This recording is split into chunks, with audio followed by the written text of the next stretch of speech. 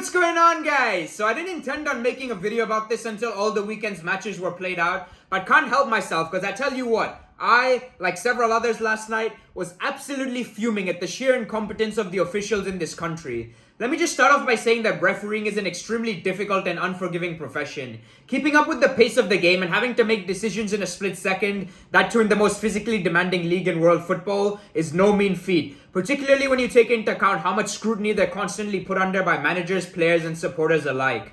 That being said, what we've been witnessing since the advent of VAR has been nothing short of scandalous, with yesterday being a whole new low. Making a mistake in real time is human, let me be very clear about that, but making a mistake with the benefit of a slow motion replay which allows you to look at the same incident from multiple different angles is completely unforgivable. Let me just run through incidents from yesterday's games from least to most controversial. First and foremost, Coutinho's disallowed goal during Villa's 1-1 draw against Manchester City at Villa Park. At this point, you simply have to ask yourself, what on earth are linesmen these days smoking? This lot keep their flags down when a player's about a mile offside, but immediately raise it when it's difficult to make a call either way. Not the first time it's happened either, and just how costly it will prove to be, only time will tell. Steven Gerrard's a man under a huge amount of pressure. In fact, if he goes on to lose his side's next 2 or 3 matches, he'll be out of a job. Had he beaten the best side in the country at home, it would have almost certainly bought him a lot more time than that. While I believe that referees are criminally underpaid given the money involved in football, they're also far too protected and don't have to take responsibility for their decisions,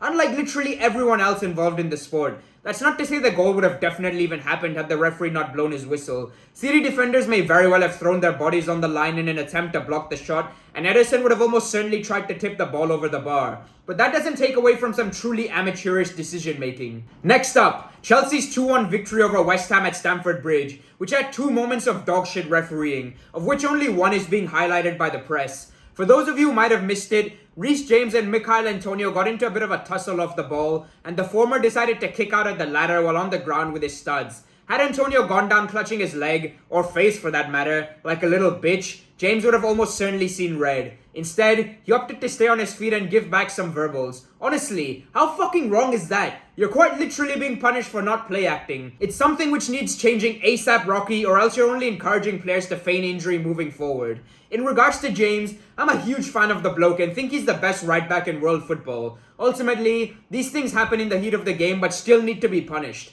We saw Darwin Núñez lose his cool against Joachim Andersen a couple of weeks ago, which not only cost Liverpool in that particular fixture, but also potentially the game versus Man United at Old Trafford due to his suspension. The same logic should have applied here, and at the bare minimum, James should be facing retrospective action for lashing out, which he obviously won't given the bloody clowns in charge of this circus. Moving on to Maxwell Cornet's disallowed goal a few minutes later. Christ almighty, I was seething after this happened and applaud David Moyes for not completely losing his rag at full time, because I'm not sure I would have been able to do the same in his position.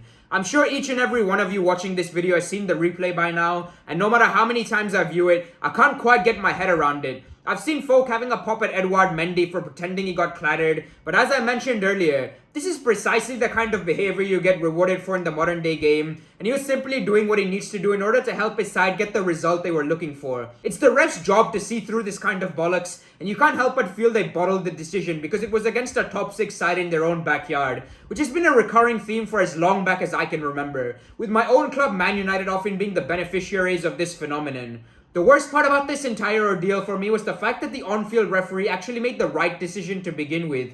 Why he was asked to review it by the cretin sat in Stockley Park remains a mystery and begs another question. What the actual fuck is the point of going to the monitor and wasting precious time when you're going to reverse the decision anyway? Just be bloody done with it and move on. No on-field referee has the balls to stick to their guns, which makes the entire process a complete farce. In some ways, Cornet should be pleased this is the talking point of the game because blimey, he missed a gilt-edged chance moments before Havertz scored, which, as Harry Redknapp would say, even his missus would have put to bed. Last but not least, Newcastle's disallowed goal versus Crystal Palace at St. James's Park. I'm sorry, but heads need to roll for this. As simple as that. I've seen some shite calls over these last few years, but this one sticks out like a sore thumb. I didn't even have a horse in this race for what it's worth. Couldn't care less who won the game, but can't stand the sheer injustice of it all. In case you missed this moment of madness, Kieran Trippier took a free kick from quite far out, with Sven Botman getting at the end of his lofted cross and heading the ball into the edge of the 6-yard box. Tyreek Mitchell pushes Joe Willock into Palace keeper Vicente Gaeta before shouldering the ball into the back of his own net.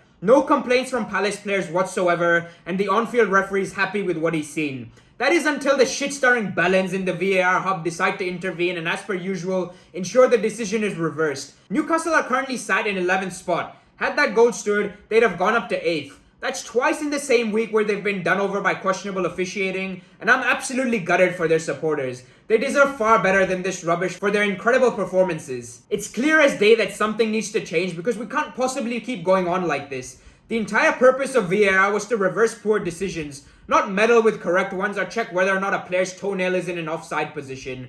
I watch other leagues around Europe, and while they're far from perfect in regards to real-time decision making, their use of technology is on point. English referees are miles behind their peers, and a lot of that stems from the fact that each and every one of them has a siege mentality and is more concerned with looking out for their peers than coming to the right decision, which is quite literally their one and only job. Please do let me know down below what you guys make of all this. From my perspective, it's ruining the spectacle and exposing their collective incompetence a lot more than before technology was introduced. Cheers for tuning in as always, folks. If you have any suggestions about what sort of content you'd like me to be making, then feel free to share, and I hope you enjoy what remains of your weekend.